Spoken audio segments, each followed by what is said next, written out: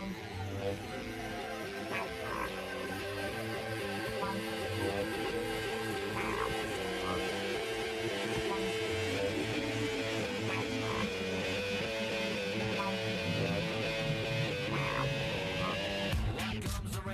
right, everybody, and welcome to the 9 Years podcast. I am Nick Draper. I am joined, as always, by the face of the BBC Sport website, Mr. Stuart Deakins. And Stu, I'm going to start off with a little quiz for you this week.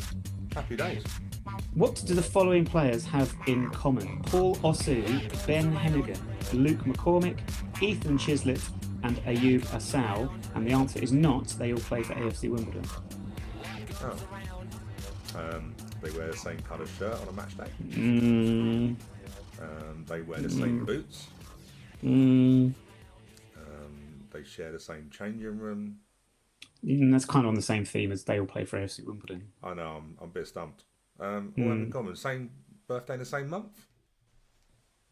I mean, they might do. That's not the answer I have, but we should investigate just to make sure that isn't actually the case, because it might be. I mean, it's unlikely, but it could be. Well, I've noticed they all have birthdays quite close to each other. I've noticed there was one where I think Ollie Palmer and someone else had a birthday on the same day. Can't remember. But yeah, they all have birthdays. Well, of course they do, because that's what happens yearly. Yeah, annually, yeah, thanks for that. Yeah, all our players have birthdays.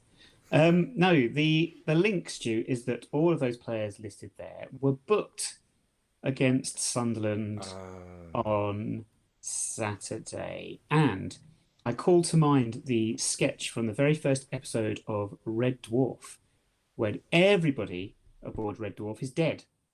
And Holly is explaining this to Lister, and he mentions more and more names, and every name he says is returned by the simple phrase, "They're dead."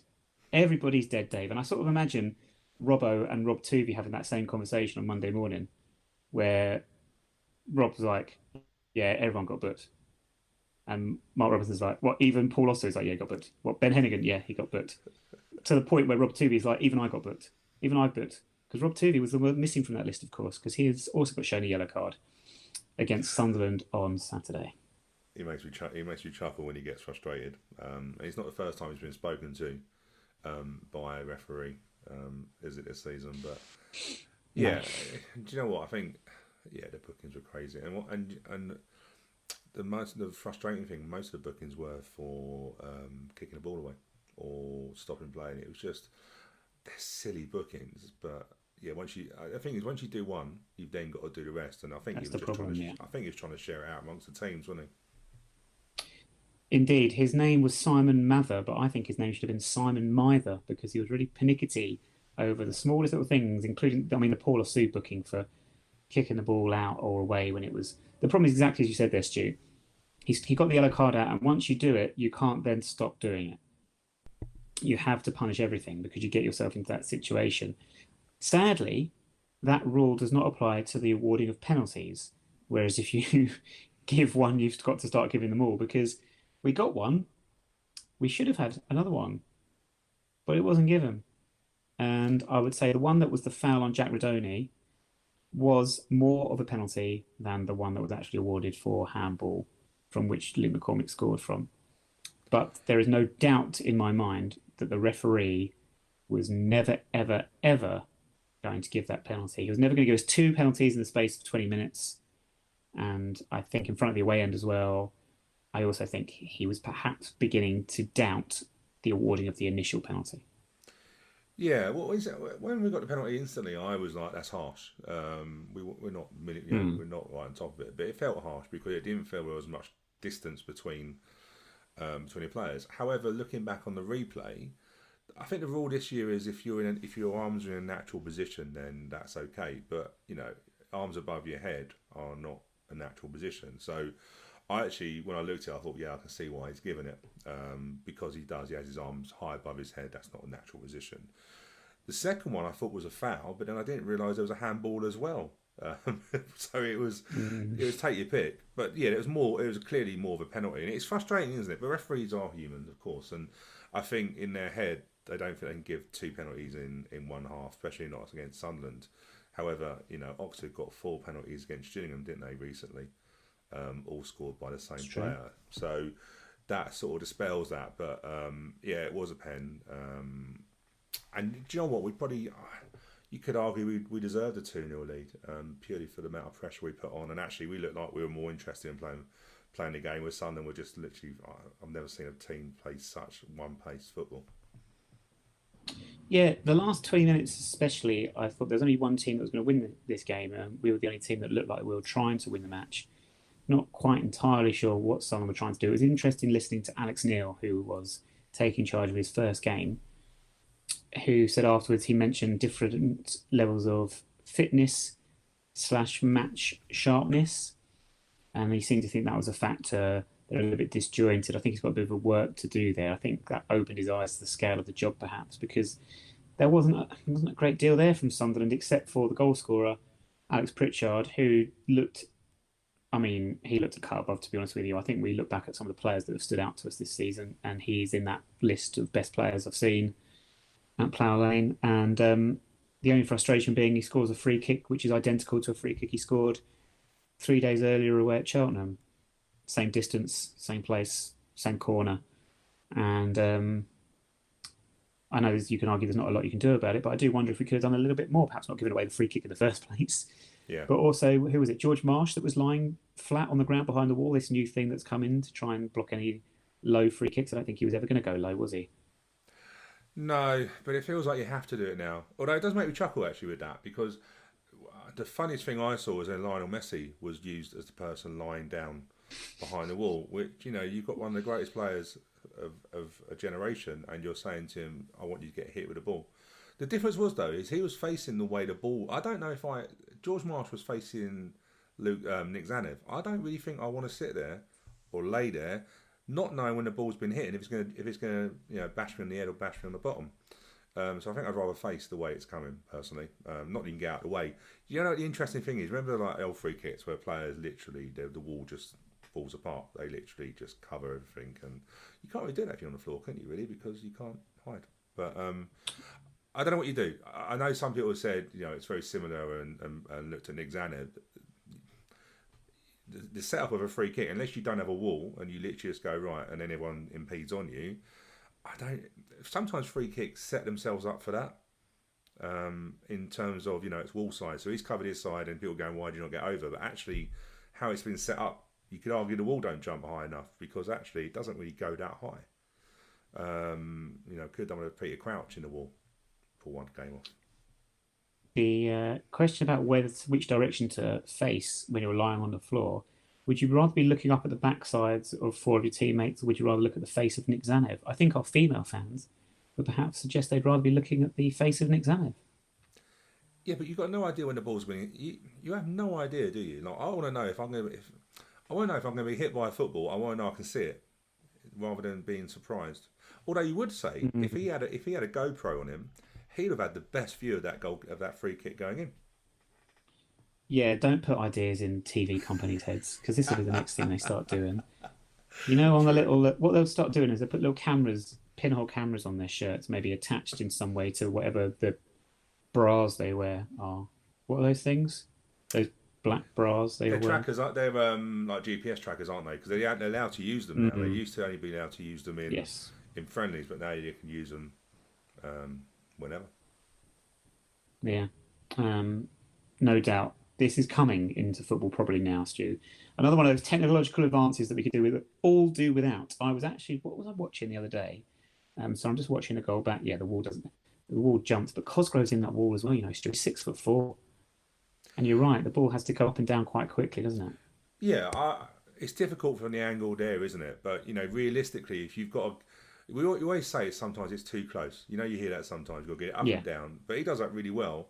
But it doesn't hit the top corner. Do you know what I mean? It's up and over. So, hey, look, it's one of those. It's either a great free kick or you can pick holes in all goals. But I wouldn't blame Nick Zanev for being honest with you, because I think he positionally wise does what you expect. I don't think he was too far over. Do you know what? Just watching it back, actually, I just think that's a great free kick, because you talk about it going up and down. I don't think it starts to dip until it's basically on the goal line.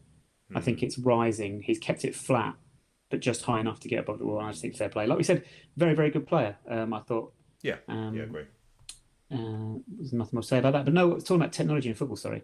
What was I watching, Stu, the other day? Was it? Do you know what it was? It was the Wayne Rooney documentary. Have you watched this yet on I Amazon haven't. No, Prime? I'm going to wait for it. I don't know what I'm waiting for, but I'm going to wait for it. Yeah. As Gwen Stefani once sang, "What are you waiting for?" I've had half term this week, so I had the opportunity to watch it. But it was interesting watching back. It was when we beat Turkey, made his England debut, his first start. We beat Turkey at the Stadium of Light, coincidentally. Yeah. And advertising hoardings, right? Because you know my moans about digital advertising boards. Yeah. And they say, well, the sponsors like them because they get more visibility when they get their time all around the ground. Da, da, da, da, da. But before we had the digital ones, they just had the revolving ones. What's wrong with that? Just use those. I know you get fewer sponsors on them, but that's what they had. No one was complaining. Now everything's got to be digital. It's very irritating. Do you know what? Actually, speaking about you, but talking about advertising, because I start looking at it more now. I was watching the Peterborough against Reading match on Sky this week, and Peterborough have actually gone to having sponsorships on their seats in terms of flags. You know, like we did in lockdown when we used the seats as an advertising opportunity. Well, Peterborough have done it anyway, just like literally next to the dugout. I don't know, it must be a flag of. I'm used to seeing, but it's basically covering seats. I'm like, just sell the seats. But yeah, well, it's this sponsoring thing, isn't it? Of the sponsors. The sponsors are massive.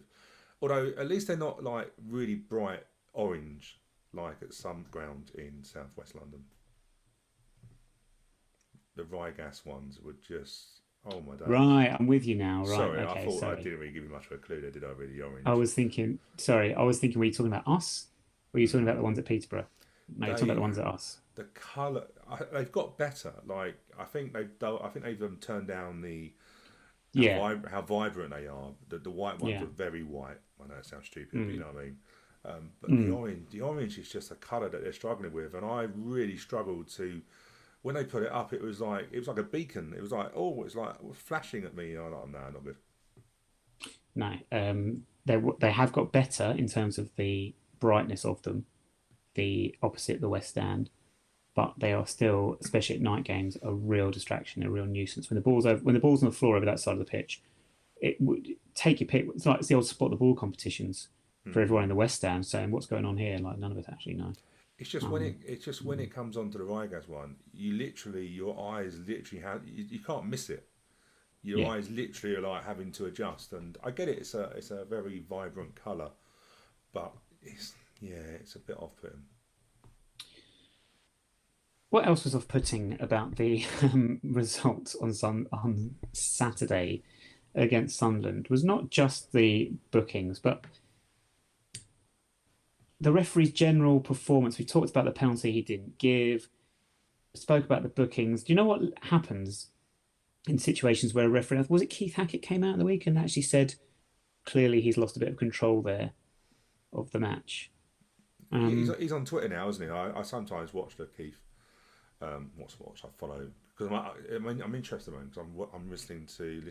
I'm reading Mark Clattenburg's autobiography. Is he the guy that made the cakes? Oh no, have I got his name wrong? No, I haven't. You're just making jokes, aren't you? No, I'm just making a joke. Yeah. But I'm reading that at the moment, and I'm really fascinated by referees and the psychology of it and stuff like that. And it's a really great book if anyone gets a chance to read it. But yeah, Keith Hackett, I think he was talking about the standards have dropped. I know on his Twitter and stuff, and yeah, they do. Sometimes they just you are losing control if you're sending out yellow cards all the time. You're losing control, and as you said earlier, you then compare. So you get one free kick for a foul, and then you get another one for a foul, and you're going 1 second, ref. That's the same as the last one you just booked, and that's a yellow. And when Defoe comes on and gets a booking for trying to tackle, it's just like it's a farce.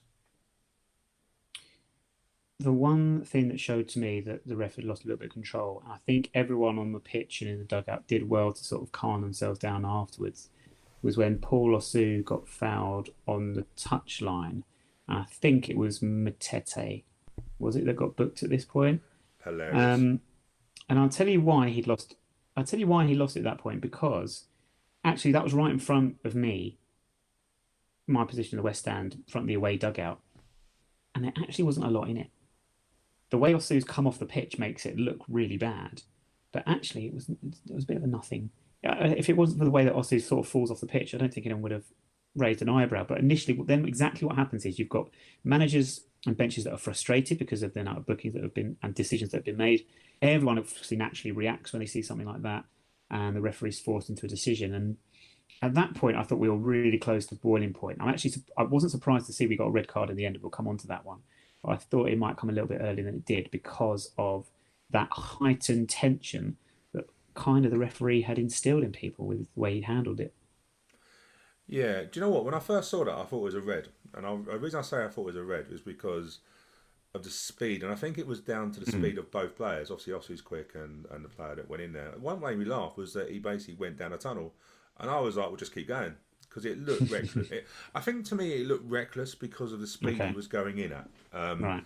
Not saying you can't run. I think that's what it was. You got two very quick players crossing in, Mm. but you got better view than I have. So it wasn't. But I think the problem was though, and probably from my point of view, is because it boiled up.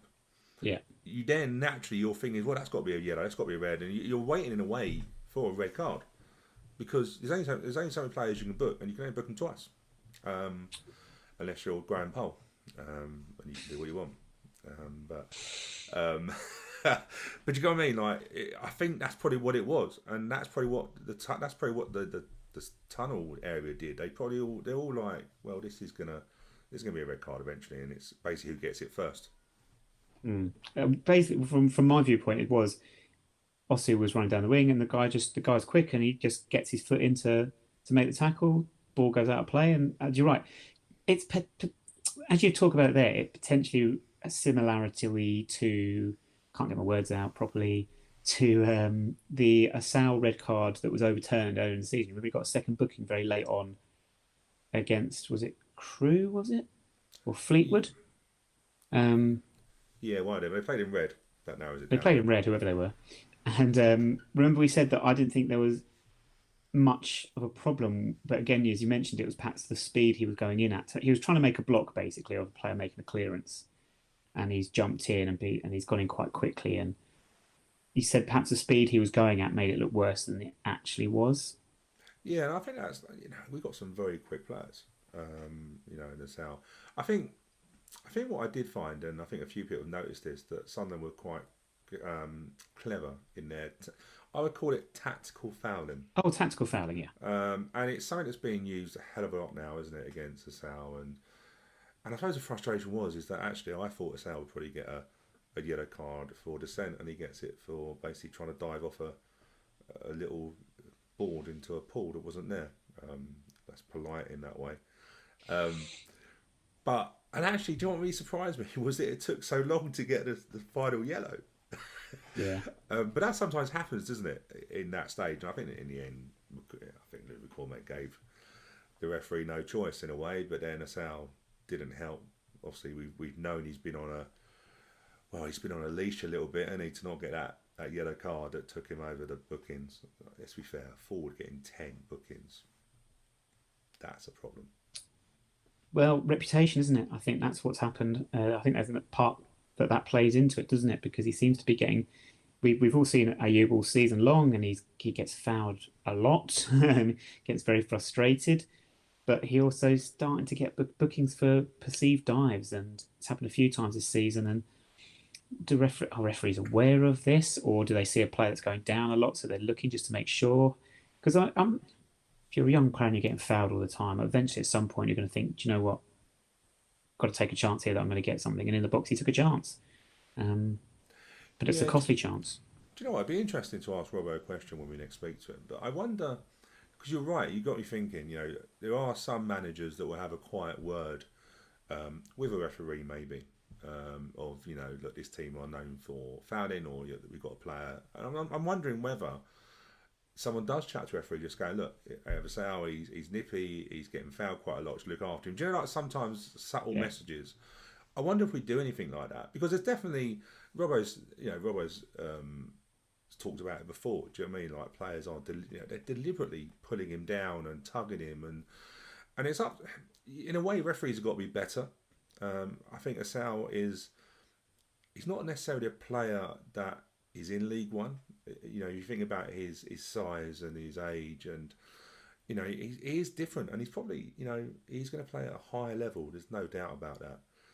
And you could argue there's players of equal ability, but they're a little bit older and at bigger clubs, and you could argue they're getting home decisions, and we're probably not. Because I know we are starting to get frustrated with that a lot, aren't we? Because the way they're tactically fouling, yeah, it's stopping us. I think every team coming to us at the moment are trying to break up play.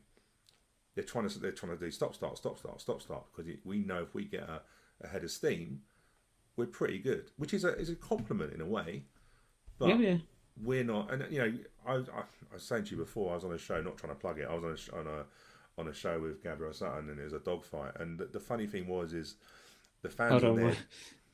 The show wasn't a dogfight. Sorry, the League One dogfight. Sorry, Nice. the League One dogfight. But what was interesting, we put a link on the Twitter of it. I think we've already done that. But the interesting thing was a Shrewsbury fan was like, no, sorry, it's a Fleetwood fan. Didn't see us in any trouble this season. Said, you know, we've got the best three attacking players in the league. It was, it was really interesting when he said that.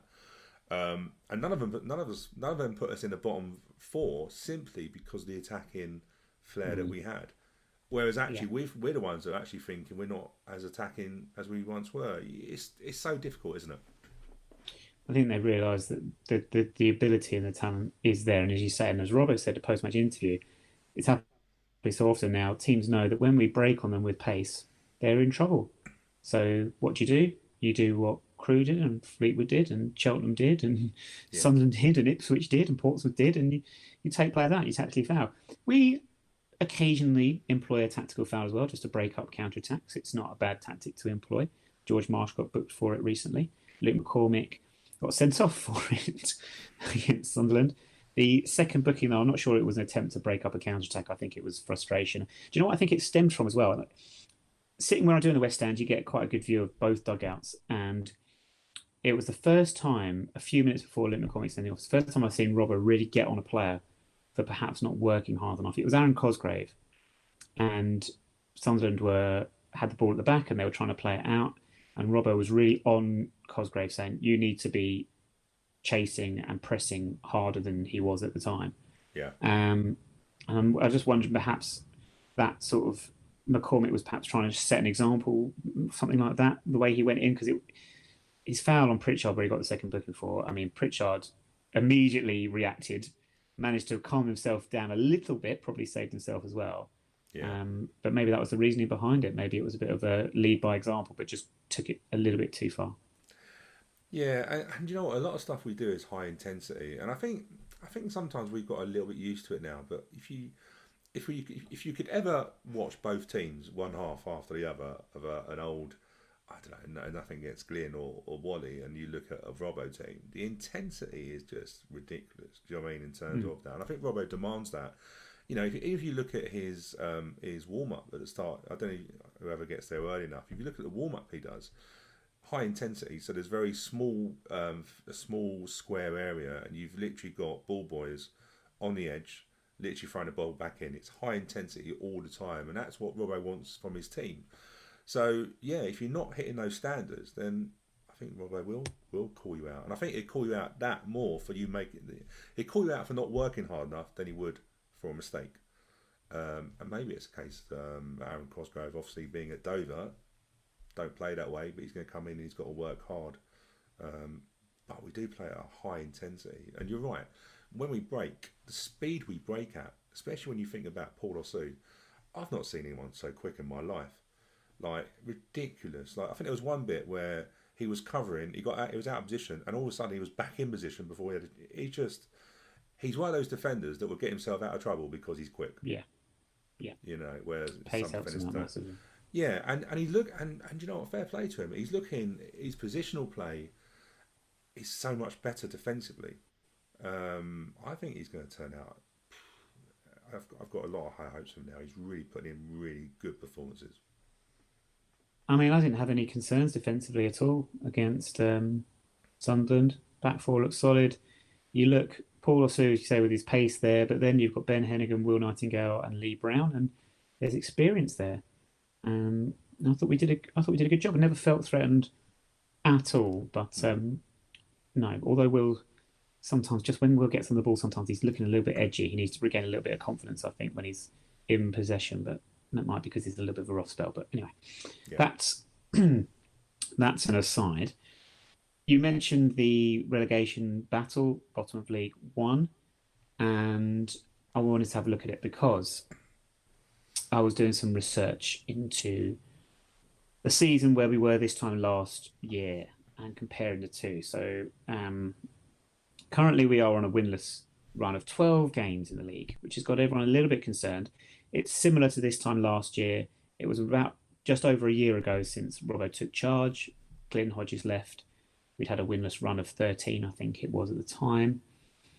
We're winners in 12 now, 3 wins in 24, which basically means we're winning 1 in every 8 games. But this season we are, compared to where we were last season at this time, after 31 games, which is essentially 2/3 of the season, we're a point better off. And our goal difference is also a lot better.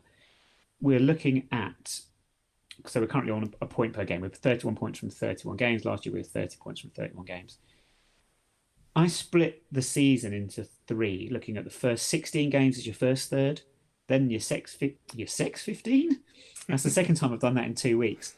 Did that to my year 11 drama class. I was looking at exam tables. I was looking, girls, you've only got one written exam, and that is the one listed as sex. No, set text was the word.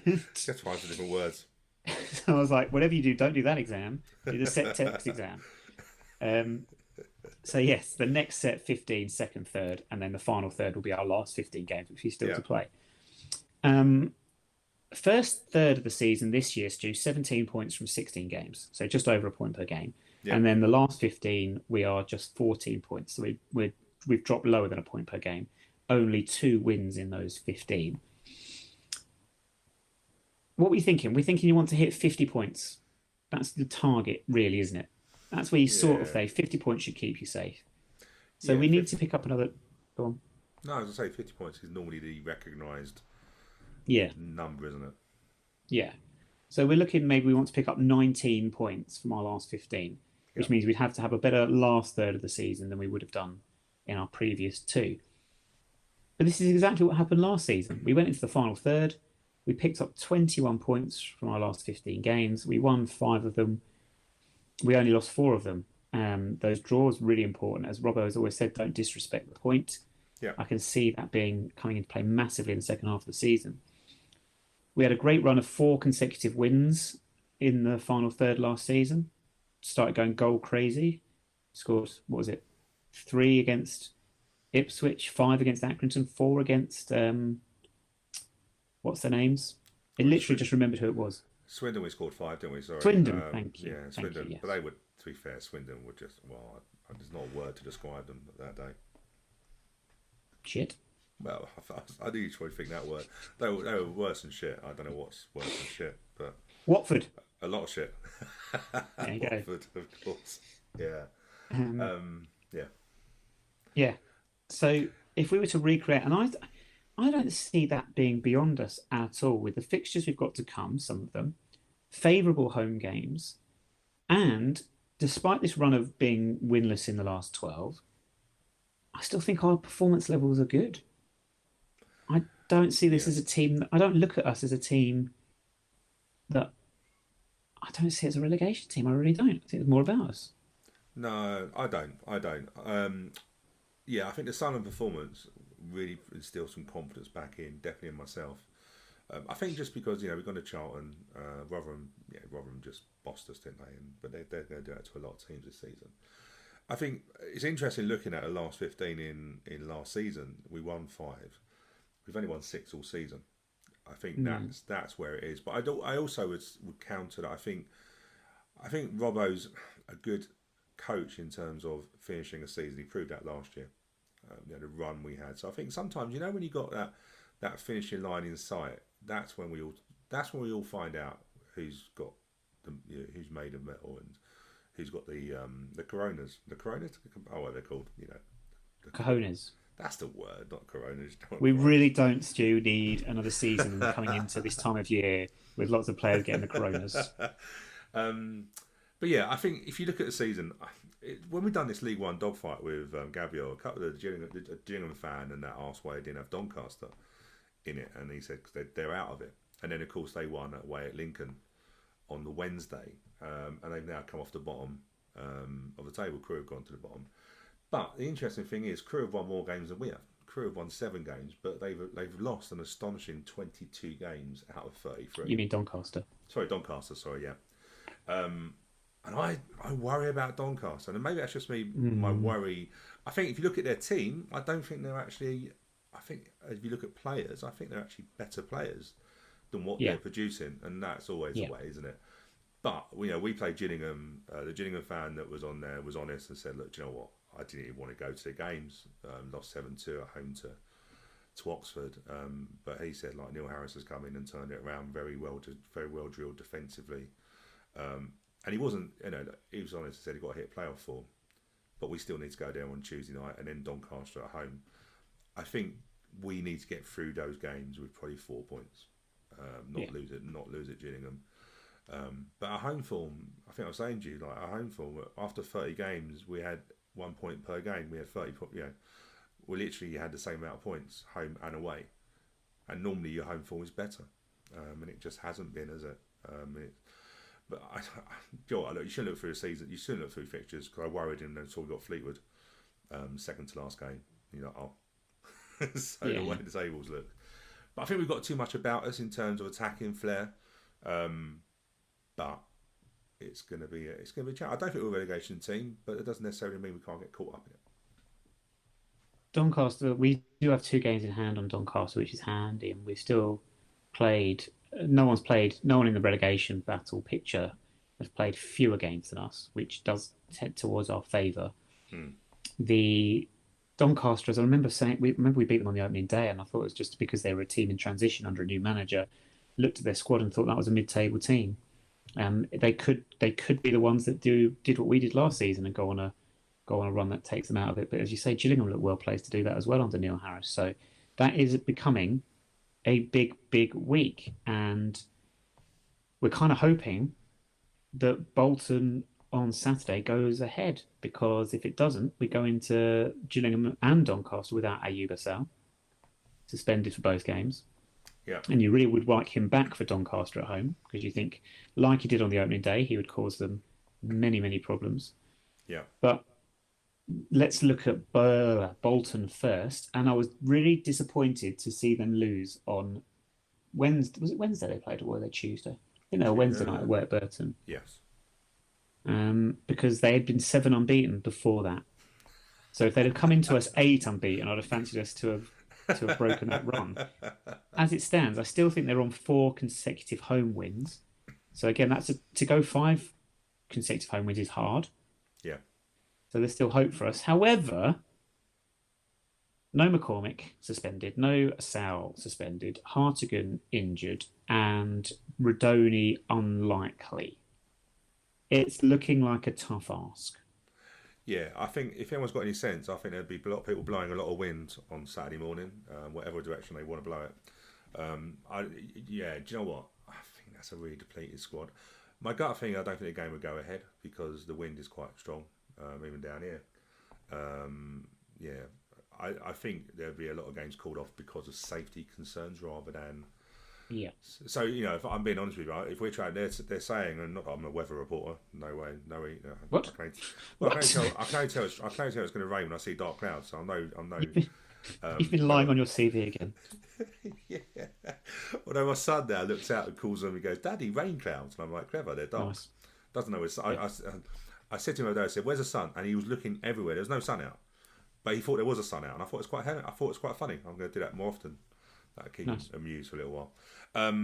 You've reminded me of something which I must say before we finish. But go on, sorry. But I think they've issued red weather warnings across all of sort of Manchester, Liverpool area, and it's more because of wind blowing debris and stuff like that. So it's a serious thing. Wouldn't be surprised if we don't travel or have travel or change our travel plans to travel up late. Because that wind is quite strong, and I think that's the first time I think they've given such a red warning across most of the country. So I think a few games will get called off. You're right, though. You're right, because we want to get that game ticked off for a sale, but I doubt it's going to be on. If it does go ahead, what are your thoughts? Do you think we sort of just do we take it as another one that's a bit like an Ipswich or a Sunderland or a Rotherham, where anything you get is a bonus? Is it like that? I think so. And not to bring the weather in it again, but I watched Peterborough versus Reading on Wednesday night, and it was a nothing game because the wind was just, it was fast scored. You know, like when you used to play football on the beach or when you were younger, with those really plastic balls that you kicked and you had no idea where it was going. Mm-hmm. It felt like they were those balls. Some of the kids would think, "What are you talking about?" But you know what I mean. And it made a bit of a mockery of the game. I wonder whether that's going to be the same with the Bolton game, which could work into our favour. They're quite a strong physical team where we can get on the ball and play, but I don't think it's not a game for knocking it long and stuff like that. So if it does go ahead, I think the weather will play a part in it, and I think it would probably suit us. Bolton have got, obviously we know from when we played them earlier in the season, they've got good players. Atalian, I thought, was a real handful. Bakayoko's in there. But you mentioned there about perhaps not being a game for long balls or playing off a big man at top, but Sam Cosgrove, I took that as a huge positive from Sunderland, and I thought first half especially, someone with his back to goal that can hold the ball up, but he can move it on quickly as well, and he was mobile, and there were lots of encouraging signs. So yeah, I'm positive. Like you, Stu, following that performance, I was positive about the future. I think lots of good signs. But anyway, sorry, Bolton. If you're going to give a score prediction, what do you reckon? I'm going to go for a 1-0 win. Okay. I'm going to go for a 0-0 draw. I haven't actually looked at fixtures. I was just looking at the weather forecast. Sorry. Remember we had this conversation a couple of years ago, and I remember this vividly because it was before we travelled up to Rotherham, which was just very close to before lockdown. And we got a 2-2 draw with a Kwesi Appiah last-minute penalty, and Max Sanders scored a great goal. And we were talking about storms because it had been stormy, and Rotherham was very wet that day. Nice little away day, but a very, very wet day. And we talked about the naming of storms, and we said storms are actually given names according to the alphabet. They're not named after who discovered them. That was something else. Yep. But I've looked ahead because the BBC website's got a list of what the names are for 2021-22. And these are brilliant. Some of these I can't pronounce because I've never encountered these names before. But H is for Herman, and I immediately think of Herman Hreidarsson. The Icelandic breeze. There you go. But G, if we get to G, Stu, very quickly, I'm going to be loving it because G stands for Gladys. And I think that's... I just love that idea. Gladys, of course, were painting Phoebe's painting. I think was called Gladys for those in the know. But yeah, because the one at the moment is called Dudley, isn't it? Which is hilarious. Cause I think everyone does that Dudley voice, don't they? Yes. The West, so I'm not going to do that and spoil it for everyone. What's the one called? Is it not? It's not Ethel, Eunice. Is it? What's it called? No, it's not. Ethel. Gladys was one old person's name enough, and they've gone for Eunice for E. Eunice. Storm Eunice is what's. No, yeah, as people are listening to this now on Friday morning, or maybe even late Thursday if I've got it up in time, so to speak, they'll be hearing the wind and the rain outside, from Storm Eunice. So Eunice is going to be blowing quite a lot, isn't she? Let's be fair. If it's a she, I don't know. I think that's a girl's name. It's fine. Let's call it a day then. No, do you know what? It's really weird, isn't it, to have two storms so close to each other. And probably not helping each other. Well, they're probably increasing them. Yeah, they're probably making it stronger, isn't it, on that? But I don't know. If the game, like I say, the game goes ahead, I think it's playing the conditions. Like I say, I was watching the Peterborough Reading game, and although by the way, Reading, I mean, so much trouble, but they still got Danny Drinkwater. Like, what are they paying his salary? Did I imagine that he went to Chelsea at some point? Yeah, he did. And then from Leicester. He won the league with Leicester and you end up at Chelsea. Yeah, so he's on astronomical salaries. Reading are supposed to be in serious trouble and from all accounts can't even afford to sack their manager because of the contract. And I looked at their team, you got Tom Ince, and you had Danny Drinkwater, and I'm like, You just think the Championship was full of players who I just don't think are in it for the fun. It's just such money flowing around here, isn't it? Yeah, anyway, but it's the root of all evil, shit. Peterborough got a good side, by the way. Got a good side. Although their goalkeeper was called Bender, which made me chuckle. And then my wife Lorraine was watching the game and said that he had a goalkeeper's top that looked like he was a bacon rasher. You know the bacon rash. You know the bacon ration, not bacon ration. The bacon rashers, the crisps. Yeah. Well, was that was it like a pink and white design? Yeah, he had a sort of purple, and he had like some flakes on it. And right. I was calling him a Bender, and she was calling him a bacon rasher. Poor keeper. Right. I don't know what to say about the. That's how we watch games of foot. That's how I get my wife to let me watch football. I let her. The flurry of insults and terms that we've used there, but there we go. Yeah. We are running late, Stu. I have a couple of things to get in very quickly. Number one, well done to the ladies for a big 3-0 win against QPR on Wednesday night in front of 425 fans at Plough Lane. A 2-0 win. 2-0 win, sorry. Why did I think 3-0? I don't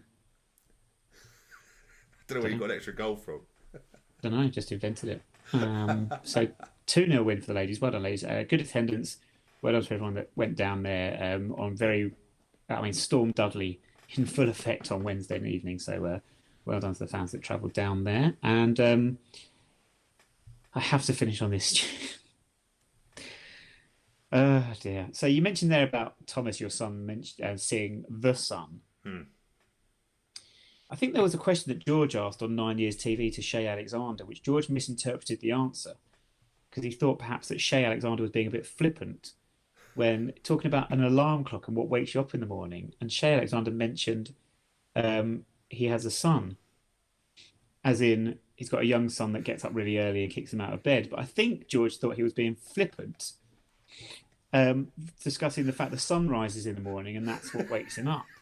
So George's next question he followed up with was, is there anything else apart from the sun that helps? Thinking not the sun, his son.